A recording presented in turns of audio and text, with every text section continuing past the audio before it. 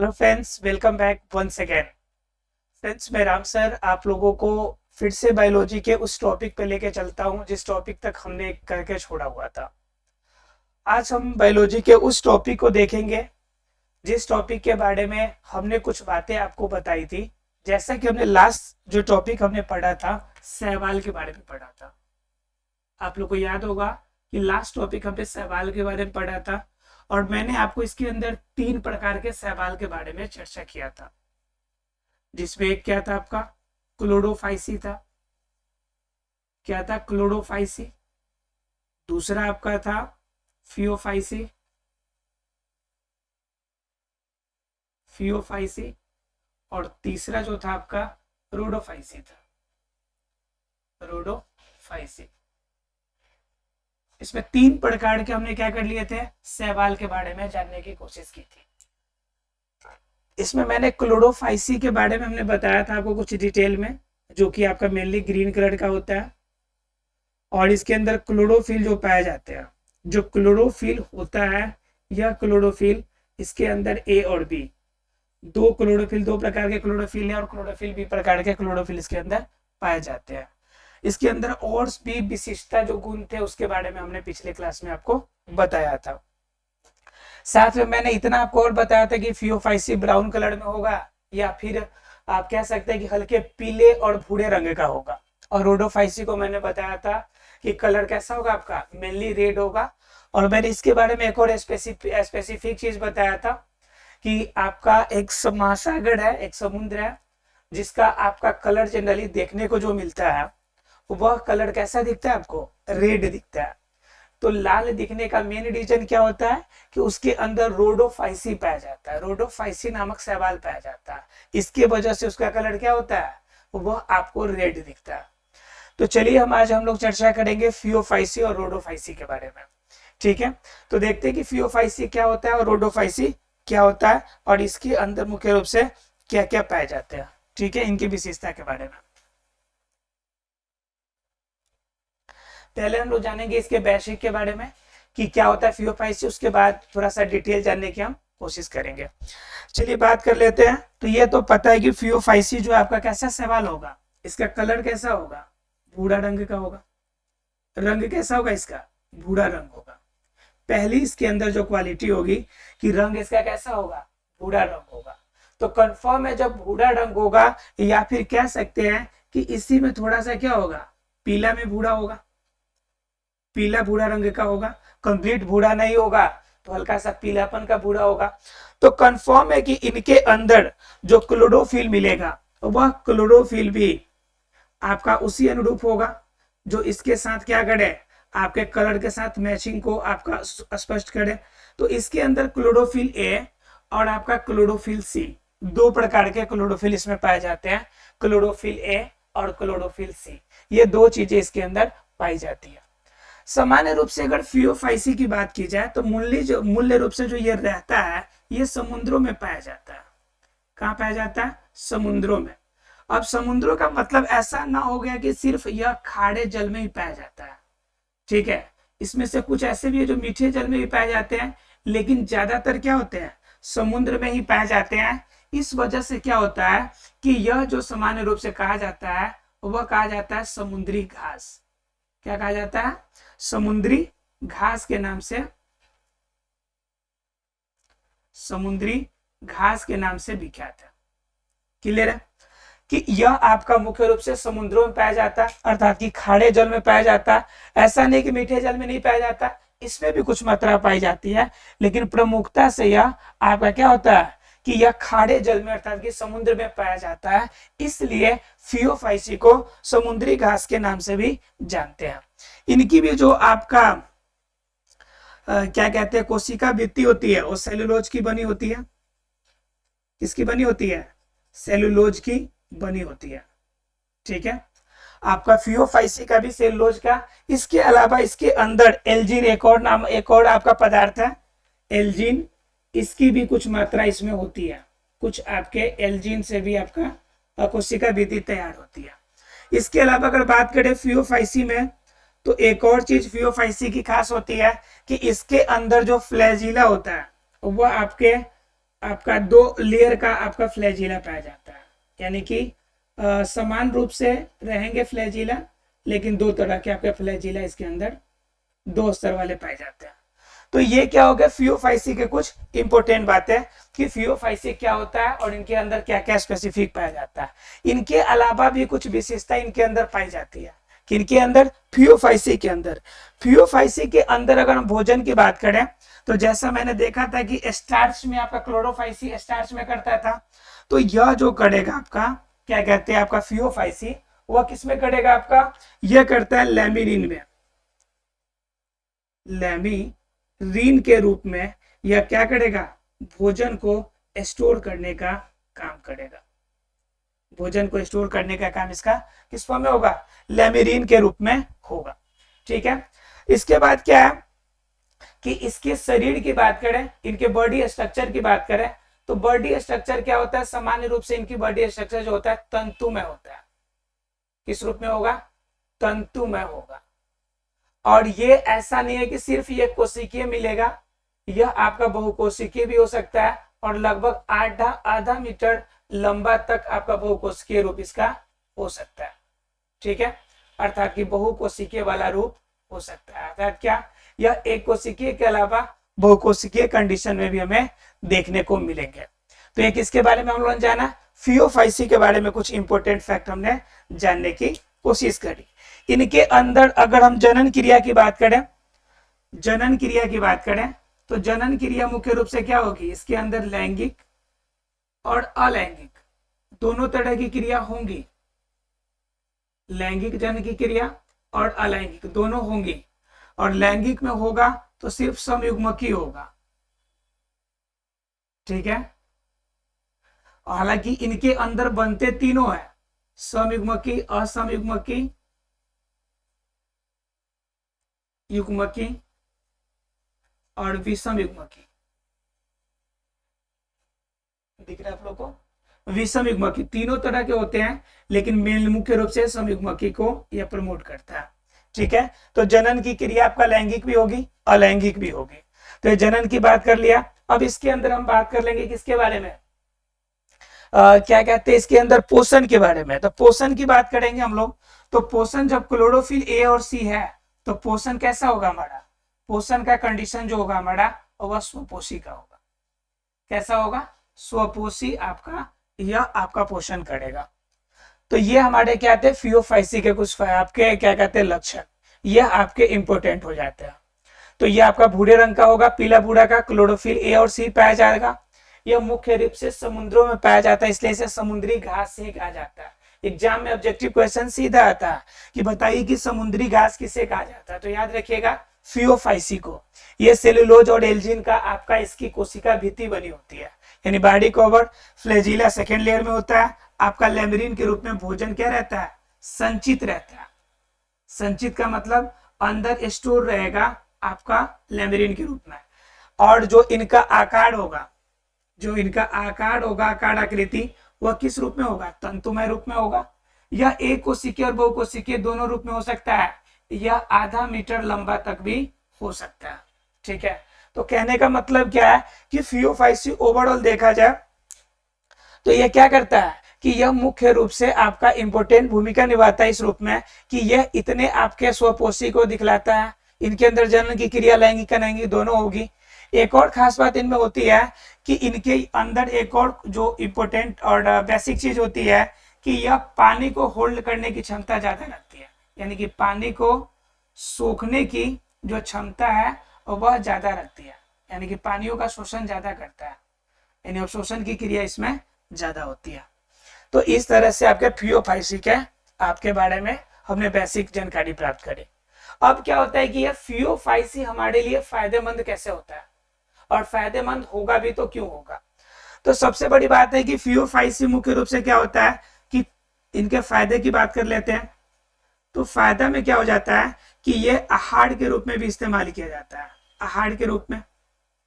ठीक है, उसके बाद क्या दूसरा कंडीशन है क्या कि यह मुख्य रूप से जो आपका जो जानवर है उस जानवर के चारों के रूप में भी इसका इस्तेमाल किया जाता है। जानवर के चारा के रूप में भी इसका इस्तेमाल किया जाता है। इसके अलावा कभी कभी क्या करते हैं हम लोग कि इनका उपयोग हम लोग क्या करते हैं, इनके अंदर कुछ प्रोटीन की मात्रा भी बेहतर पाई जाती है, इसलिए हम उनका कभी कभी क्या करते हैं, कृत्रिम रूप से दवा के रूप में, ठीक है, कि कृत्रिम रूप से दवा के रूप में या अन्य मेडिकल कॉस्मेटिक के रूप में भी इसका इस्तेमाल हम लोग कर लेते हैं, यानी मेडिकल पर्पज से भी इनका उपयोग कर लिया जाता है। ठीक है, तो ये इनके क्या हो जाएंगे, फायदे हो जाएंगे। तो कंफर्म है कि आपका फियोफाइसी आपके लिए इंपॉर्टेंट रहा और इनके फायदे जान लिए हम लोग, और इनके अंदर बेसिक स्ट्रक्चर किस रूप में पाए जाते हैं इनके बारे में हमने क्या कर ली, जानकारी प्राप्त करी। आशा है फियोफाइसी का क्लियर हो गया होगा, किसी को फियोफाइसी में कोई समस्या नहीं रही होगी। क्लियर है?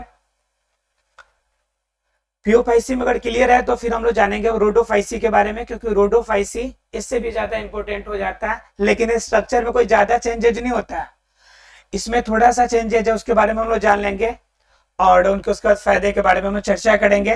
हालांकि फियोफाइसी में एक और आप फायदा लिख सकते हैं कि ये आपके रबर फैक्ट्री में भी यूज होता है, रबर फैक्ट्री में भी यूज होता है। क्यों? क्योंकि इनके अंदर हमने बताया क्या कि पानी को शोषण करने की क्षमता होती है, इस वजह से, यानी कि पानी के शोषण की क्षमता ज्यादा होती है इस वजह से। तो कंफर्म है कि इसके बहुत सारे फायदे हैं और इस रूप में इसका इस्तेमाल किया जा सकता है। क्लियर है? अगर फियोफाइसी क्लियर है तो हम लोग अब जानेंगे रोडोफाइसी के बारे में कि रोडोफाइसी क्या होता है और इनके अंदर क्या क्या खास पाए जाते हैं। चलिए देखते हैं रोडोफाइसी को बिना लेट किए हुए। रोडोफाइसी का मतलब सीधा समझिए, रोडो एक लैटिन वर्ड है, रोडो क्या है, लैटिन बेसिक वर्ड है, और रोडो का मतलब होता है रेड, मतलब लाल। ठीक है, रोडो जो है आपका यह एक लैटिन वर्ड है और रोडो का मतलब होता है रेड, और रेड का मीन्स होता है क्या, लाल, राइट। फाइसी का मतलब होता है फाइटो, फाइटो, और फाइटो का मतलब होता है पौधा।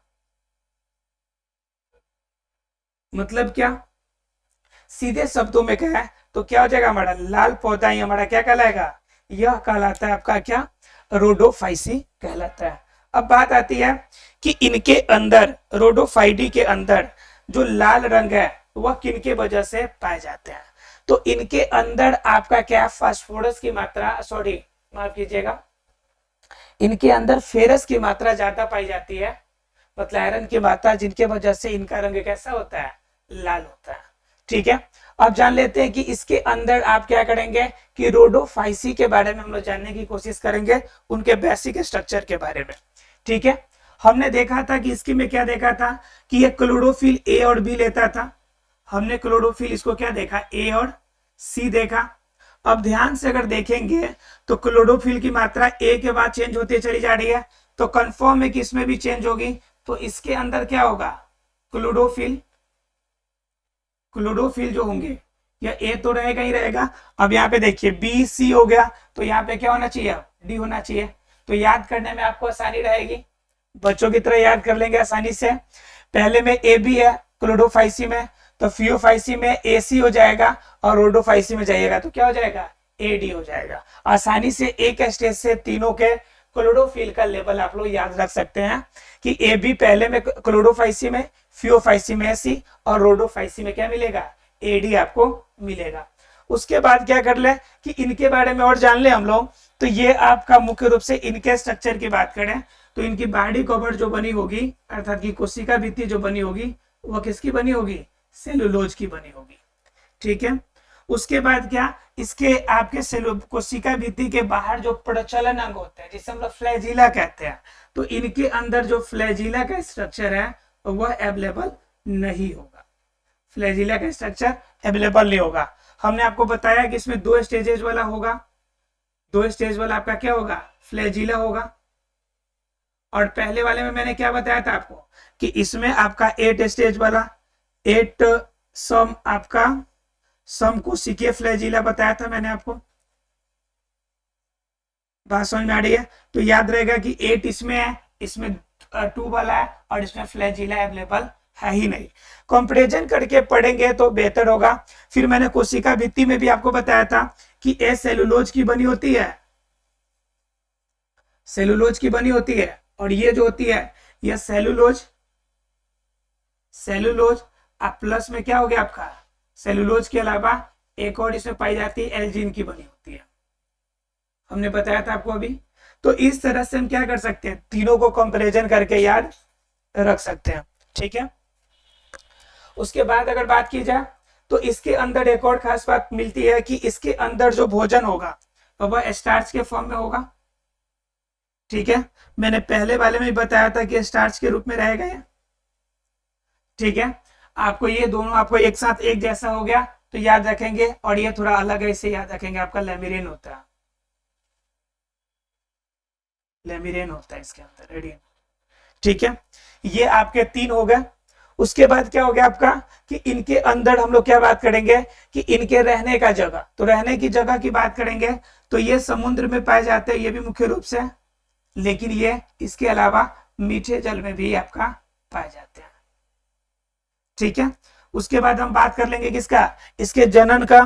तो जनन की क्रिया इनके अंदर क्या होगी, अलैंगिक होगी, स्पेशली बीजाणु जनन द्वारा अलैंगिक होगी, यानी सीधे शब्दों में कहें इनके अंदर बीजाणु होगा, यानी स्पोर बनेंगे, ठीक है, इनके द्वारा होगा। इनमें लैंगिक होगा तो सिर्फ लैंगिक का युग्मक का संलयन होगा मुख्य रूप से, ठीक है। लैंगिक में क्या होगा, युग्मक का संलयन होगा, अर्थात कि सॉरी केंद्रक का संलयन होगा इसमें, राइट, केंद्रक का संलयन होगा। तो ये कंडीशन हो गया। अब क्या क्या देख लिया हम लोगों ने, क्लोरोफिल की मात्रा देख ली है, उनके अंदर कोशिका भित्ति देख लिया, फ्लैजिला का कंडीशन देख लिया, कहाँ रहेंगे वो देख लिए, साथ ही साथ हमने क्या देख लिया कि अवस्था देख ली कि ये पाए कहाँ जाएंगे और किस प्रकार के क्या करेंगे, जनन की क्रिया करते हैं। इनके बारे में हमने अपने चर्चा कर लिया। अब इनके खास और बातों में जान ले कि रोडोफाइसी में और क्या स्पेशल होता है इनके बारे में, ठीक है। तो इनके बारे में कुछ और खास नहीं होता है जितना फियोफाइसी में आपका क्लोरोफाइसी में था, सेम उसी तरह का कंडीशन आपका रोडोफाइसी में है। रोडोफाइसी के अगर आर्थिक महत्व की बात कर ले, यूज करने की बात कर ले, तो क्या होता है कि इसका प्रयोग जो होता है कि इसके अंदर भी आपका जो उपयोगिता की बात करें हम लोग,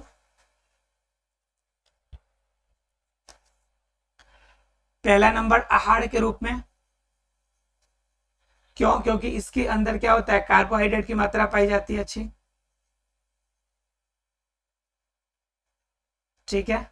दूसरा नंबर भोजन जो होता है जानवरों का शैडे के रूप में, शैडे के रूप में ये आपके मुख्य इसके क्या हो जाते हैं, यूज हो जाते हैं, किसके, तो रोडोफाइसी के। तो ऐसा फ्रेंड्स तीनों क्लियर हो गए होंगे, क्लोरोफाइसी, फियोफाइसी, रोडोफाइसी। याद रखना है इसमें क्लोरोफिल का मेन आपका स्ट्रक्चर याद रखना है कि किसमें क्या पाया जाता है। तो पहले में बी, फिर एसी, फिर एडी, ठीक है। जनरली तीनों में सेलुलोज का बना होता है, ज्यादा डिफरेंस नहीं है। आपको याद रखना है कि फ्लैजिला का कंडीशन दो में होता है, तीसरे में फ्लैजिला नहीं होता है। स्टार्च यानी कि भोजन स्टोर करने की बात करें तो पहले में स्टार्च, लास्ट वाले में स्टार्च, बीच में लेमेरिन। और जनरली अगर आवास की बात करें तो यह नमी स्थानों पे पाया जाता है। फियोफाइसी कंप्लीटली क्या होता है, समुद्री घास की तरह काम करता है, समुद्री जो घास होता है उसकी तरह होता है। और ये क्या होता है आपका मीठा और आपका समुद्र दोनों में पाए जाते हैं। जनन की क्रिया लगभग लगभग सभी में एक समान होती है।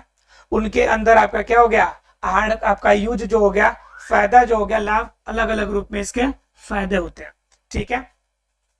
उसके बाद क्या है आपका, तो ये कंडीशन हो गया आपके क्या, हमारे क्लोरोफाइसी और फियोफाइसी और रोडोफाइसी के बारे में। अगर ये तीनों पॉइंट आपके क्लियर है तो सवाल हमारा इस तरह से समाप्त होता है, ठीक है। क्योंकि सवाल के अंदर तीन ही पार्ट जानने, हमने आपको बताया था कि इसके अंदर सवाल के अंदर लगभग 20,000 प्रजातियों को हमने जाना है और उनके बारे में हमने चर्चा कराया। अब क्या है कि उनके अंदर मुख्य रूप से ये तीन पार्ट पाए जाते थे, क्लोरोफाइसी, रोडोफाइसी और फियोफाइसी। एग्जाम में कभी कभी देता है कि तीनों में डिफ्रेंशिएट करने के लिए, तो कुछ नहीं करना, आपको तीनों के बारे में दो दो तीन तीन क्या करनी है, आपकी डिफरेंसेस बता देनी है, जिसमें आपका कलर मालूम चल जाएगा। एक तो कलर हो जाएगा आपका, दूसरा क्लोरोफिल का लेवल हो जाएगा, फ्लैजिला का लेवल हो जाएगा आपका, उसका भोजन स्टोर करने का तरीका हो जाएगा। कोई भी तीन तीन आपका कंपेरिजन कर दीजिएगा तो आंसर आपका हो जाएगा। क्लियर है? तो इस तरह से आपका क्या हो गया, सवाल आपका समाप्त होता है। अब हम लोग चर्चा करेंगे एक नए ग्रुप के बारे में, एक नए टॉपिक के बारे में, जिनका नाम है ब्रायोफाइटा। ठीक है, मैंने आपको बताया था कि आपका टोटल जो पौधों के अंदर जो वर्गीकरण किया गया है वह 10 भागों में बांटा गया है। ठीक है, पौधों को टोटल कितने भागों में बांटा गया है? 10 भागों में बांटा गया है। उसी में से हम लोग ने पहले थैलोफाइटा देखा था, अब हम लोग देखेंगे ब्रायोफाइटा के बारे में। किसके बारे में देखेंगे? ब्रायोफाइटा।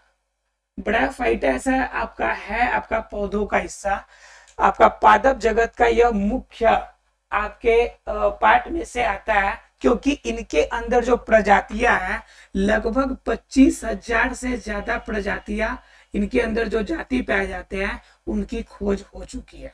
यानी सीधे शब्दों में कहे कि ये क्या होते हैं कि यह आपका ज्यादा से ज्यादा प्रजाति इसके अंदर हमने खोजा है।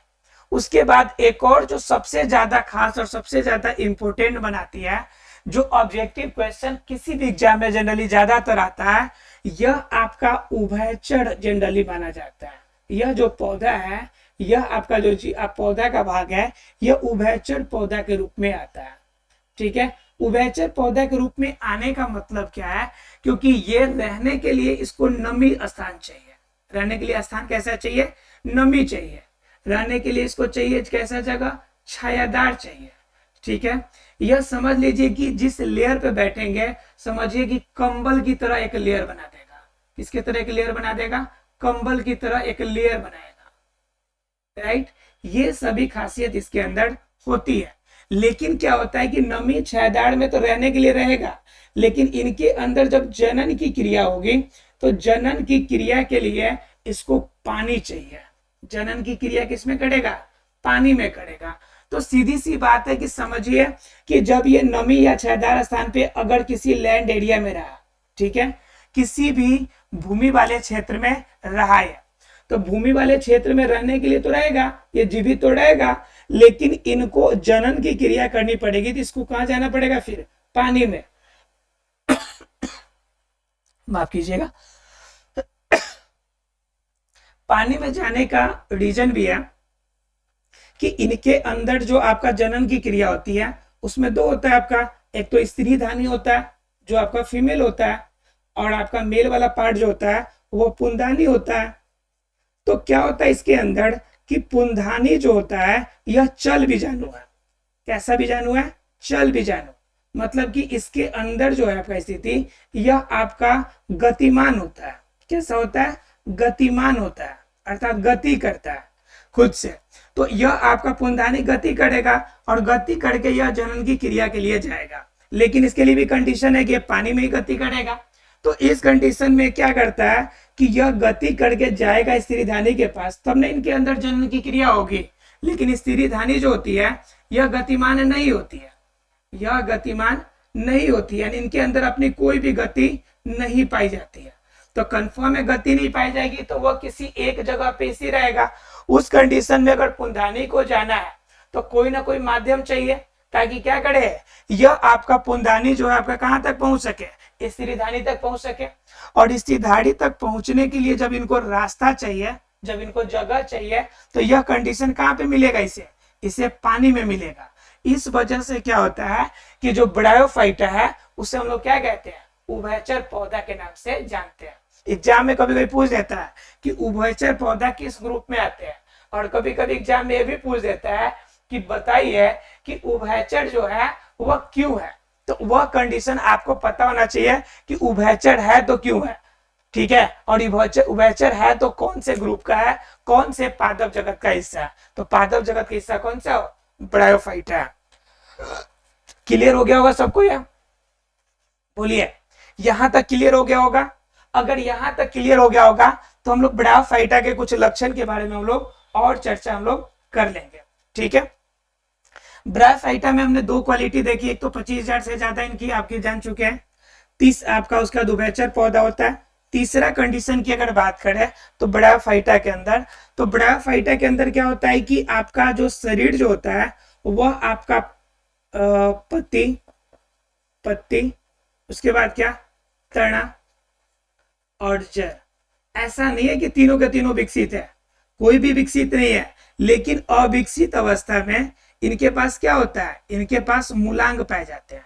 क्या पाए जाते हैं? मूलांग, अर्थात कि जो जड़ का हिस्सा है उसका कुछ आपका स्पष्ट रूप से नहीं रहता है, लेकिन फिर भी कुछ अंश आपका इसमें निकल के आते हैं। और क्या कंडीशन होता है कि इनके अंदर जो कंडीशन एक और होता है कि इनके अंदर संवहन ऊतक नहीं पाया जाता पूरी रूप से। संवहन ऊतक जो है आपका पूरी रूप से स्पष्ट विकसित रूप में नहीं पाया जाता है। इनके अंदर संवहन ऊतक होता है, लेकिन आपका क्या होता है, विकसित रूप में नहीं होता है। तो संवहन ऊतक में इनके अंदर दोनों पाए जाते हैं। क्या क्या? जाइलम भी पाया जाता है और आपका क्या मिलता है, फ्लोएम भी पाया जाता है। ठीक है, आप लोगों ने पढ़ा होगा उत्तक, आपके अस्थायी उत्तक आपने क्लास 9 में पढ़ा होगा कि अस्थायी उत्तक आपके जो जनरली जो उत्तक होते हैं, उत्तक दो प्रकार के होते हैं। एक आपका क्या होता है, विभज्योतकी उत्तक, और दूसरा अस्थायी उत्तक। अस्थायी उत्तक में भी आपने दो तरह का जाना होगा, एक सरल अस्थायी उत्तक होता है और एक जटिल अस्थायी उत्तक होता है। और जटिल अस्थायी उत्तक के अंदर आपने जाना होगा कि संवहन उत्तक आता है, और संवहन उत्तक के अंदर आपने जाना होगा कि संवहन उत्तक दो प्रकार के होते हैं, एक जाइलम और दूसरा क्या होता है, फ्लोएम का कंडीशन।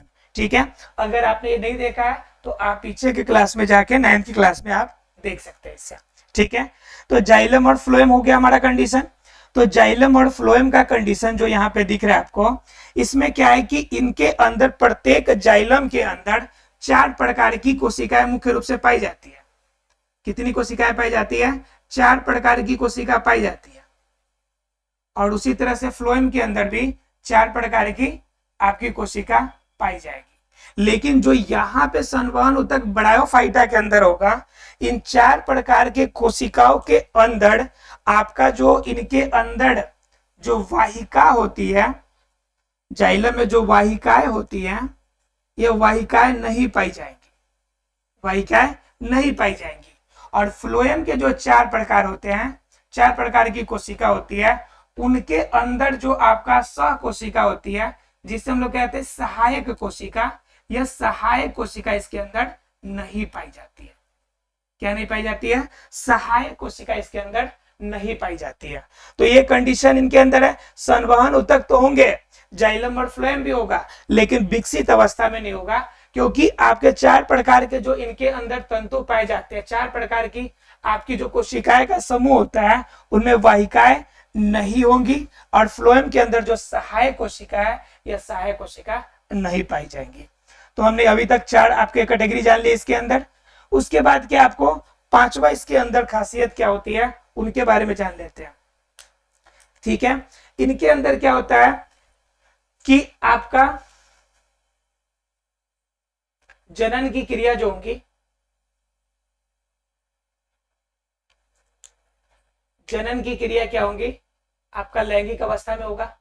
मैंने पहले ही चर्चा किया आपको कि यह जब उभयचर होगा तो इसको पानी के अंदर क्या चाहिए, आपका ये चल बीजाणु चाहिए, चल बीजाणु जाएगा, तब इनके अंदर क्या होगा, आपका जनन की क्रिया होगी। तो यह जनन की क्रिया कैसी होगी, लैंगिक जनन की क्रिया होगी।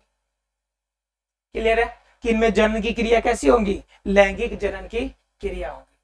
उसके बाद हम लोग बात करें कि इनके अंदर पोषण की,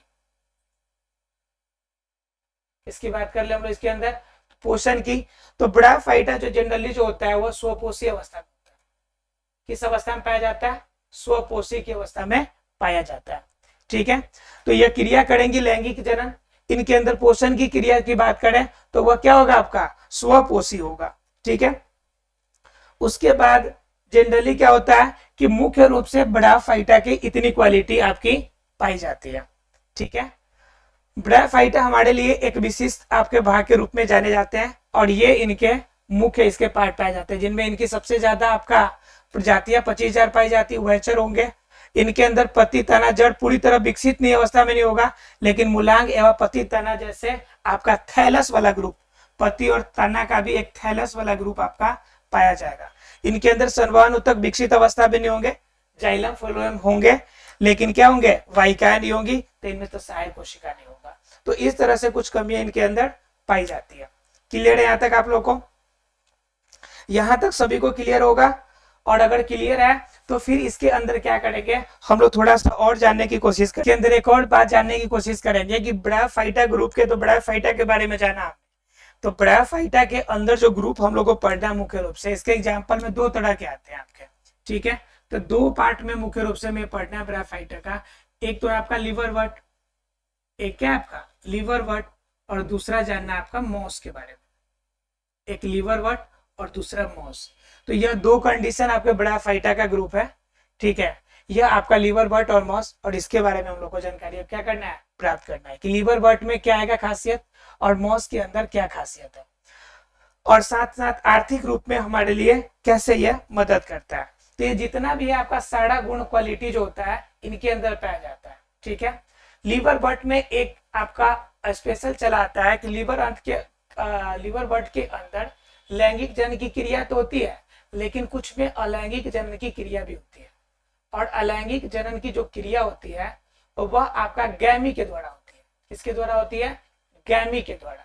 तो गैमी क्या होता है, तो गैमी मैंने आपको बताया था, जिस तरह से आपको याद होगा, किसके बारे में, मुकुलन के बारे में याद होगा आपको, मैंने बताया था आपको मुकुलन में क्या बताया था कि ये मुकुल निकलते हैं, ये स्वतंत्र रूप में जाएंगे और फिर क्या करेंगे, नया पौधा बनाएंगे। तो ये मुकुलन की क्रिया थी। तो गैमी भी क्या करेगा कि शरीर का कोई हिस्सा बढ़ेगा और वृद्धि किए हुए भाग से क्या करेगा, नया पौधा बनाएगा। तो वह क्या कहलाएगा, अलैंगिक में आपका गैमी के विधि के द्वारा आपका जनन कहलाएगा। ध्यान रखिएगा, गैमी वर्ड को कहीं कहीं पे आपको जैमी भी देखने को मिलेगा, जैमी देखने को मिलेगा। तो ध्यान रखिएगा, गैमी और जैमी एक ही है। क्यों, क्योंकि इसका स्पेलिंग जब देखिएगा इंग्लिश में तो आपका जनरली एक ही देखने को मिलेगा, ठीक है, गैमी। इसलिए आप इसका प्रोनाउंसिएशन गैमी और जैमी दोनों कर सकते हैं। ज्यादातर यह प्रॉब्लम इसलिए आती है क्योंकि जितने खोज हुए हैं उसमें से कुछ भी आपके इंडिया में खोज नहीं हुआ है। तो इंडिया में खोज नहीं होने की वजह से क्या है कि उन्होंने नामकरण किया, सारे के सारे इंग्लिश में नामकरण किया। अब इंग्लिश में नामकरण करने के बाद क्या हुआ कि हम लोगों ने अपनी सुविधा अनुसार उसे हिंदी में पढ़ना शुरू किया। अब प्रोनाउंसिएशन जिस रूप में जिसका हुआ, उन्होंने अपना प्रोनाउंसिएशन के आधार पर उसका नामकरण कर दिया। तो हिंदी नाम बेसिकली आपका रिकॉग्नाइज नाम नहीं है, हम अपनी सुविधा के अनुसार उसे हिंदी में पढ़ते हैं, बेसिकली हमें उसे इंग्लिश में ही पढ़ना है, ठीक है। तो वो चीजें है कि गैमी और जैमी हो सकता है, तो वो क्या करेगा, किस पे डिपेंड करेगा, वो डिपेंड करेगा कि प्रोनाउंसिएशन उसमें क्या करते हैं। इंग्लिश में आपका गैमी एक ही कंडीशन में एक ही जैसा लिखा जाएगा, ठीक है। इसके अंदर आपके कुछ एग्जाम्पल आ जाएंगे, रिक्सिया आ जाएगा, रिक्सिया आ जाएगा, मैक्सिया आ जाएगा। इस तरह से कुछ आपके इसके एग्जाम्पल हो जाएंगे लिवरवर्ट के, ठीक है। इनके अंदर क्या होंगे, जो इनके अंदर जो विकसित अवस्था होगी, इनके अंदर जो आपका क्या कहते हैं ब्रायोफाइटा का पार्ट होगा, सेम इसी तरह का होगी, जाइलम फ्लोएम होगा, लेकिन वाहिकाएं और सहायक कोशिकाएं इसके अंदर नहीं पाई जाएगी, ठीक है। मॉस का कंडीशन जो होगा आपका थैलस के रूप में जनरली होगा। इनके अंदर विकसित आपका कोई अवस्था नहीं होगा। इनके अंदर जो तना और आपकी जड़ें की बात की जाए तो इन भागों में आपको मुख्य रूप से क्या देखने को मिलेंगे, मूलांग देखने को मिलेंगे। मूलांग का मतलब सीधा समझिए, आपकी जो जड़ का जो मूल हिस्सा है ना, वो बिखरा हुआ हल्का से निकला हुआ रहता है, इसे हम कहते हैं मूलांग। अब ऐसा नहीं कि आप मूलांग समझ लीजिएगा कि कोई विशेष अंग है, ऐसा कुछ भी नहीं है। जड़ अविकसित अवस्था में होगा ना तो उसे हम लोग मूलांग कहेंगे। क्या कहेंगे, मूलांग, ठीक है। तो मॉस के अंदर आपका ये मूलांग का कंडीशन आपका होगा। और लिवरवर्ट का हमने देख लिया, आशा है कि क्लियर हो गया होगा आप लोग को, इसमें कोई डाउट नहीं होगा। ध्यान रखिएगा कि इनके अंदर जो होता है आपका विभाजन, आपका अलैंगिक जनन होने के बाद इनके अंदर विभाजन जो होता है अर्धसूत्री विभाजन होता है। इनके अंदर कौन सा विभाजन होता है, अर्धसूत्री विभाजन। इनमें लैंगिक जनन की क्रिया करने से पहले आपका अर्धसूत्री विभाजन होता है। दोनों कंडीशन में आपका क्या बनता है, पुंधानी और स्त्रीधानी दोनों में बनते हैं, और दोनों के अंदर लैंगिक जनन की क्रिया इसी फॉर्म में होती है। लेकिन स्पेशल केस आ जाता है इसमें गैमी का। तो यह आशा है कि लिवरवर्ट और आपके मॉस भी क्लियर हो जाएंगे और ये आपके ब्रायोफाइटा पे कोई दिक्कत नहीं होगी, ठीक है। इनमें क्या होता है कि ऑब्जेक्टिव क्वेश्चन की तरह आपको याद रखना होता है कि इसमें कितनी प्रजातियां खोजी गई, इनमें की बेसिक चीज क्या होता है। एग्जाम में जब भी आपको ब्रायोफाइटा के बारे में लिखने के लिए मिलता है तो आप 5-7 लाइन इजीली लिख सकते हैं कि आपको पता है कि इनके बारे में इतना, अगर बेसिक चीज पता है तो आराम से 5-7 लाइन लिख देंगे तो आपके लॉन्ग आंसर क्वेश्चन के भी आंसर आपके हो जाएंगे। तो इसलिए इन सभी चीजों की बेसिक जानकारी आपको होना चाहिए कि किस ग्रुप के अंदर क्या खासियत आती है, और साथ ही साथ उसके एग्जाम्पल्स आपको आने चाहिए कि कौन कौन से इसके अंदर एग्जाम्पल आएंगे। जब क्वालिटी आपको पता होगा तो एग्जाम्पल स्पेशली आपको ढूंढने की जरूरत नहीं पड़ेगी। जैसे मैंने बता दिया कि नमी या छायादार स्थान पर रहेगा, तो आपको देखने को मिलता है नमी और छायादार वाले स्थान पे। तो जो भी जीव आपको देखने को जो भी पौधा देखने को मिलेगा सब ब्रायोफाइटा के कैटेगरी में आ जाएगा। ये उभयचर कैटेगरी में आता है। इनकी प्रजातियां सबसे ज्यादा मानी जाती है, लगभग 25,000 से अधिक मानी जाती है। तो आशा है कि क्लियर हो गया होगा। चलिए अगर क्लियर हो गया तो हम देखते हैं अब अगले क्लास में इसके आगे हम लोग देखने की कोशिश करेंगे, टेरिडोफाइटा के बारे में जानने की कोशिश करेंगे हम लोग।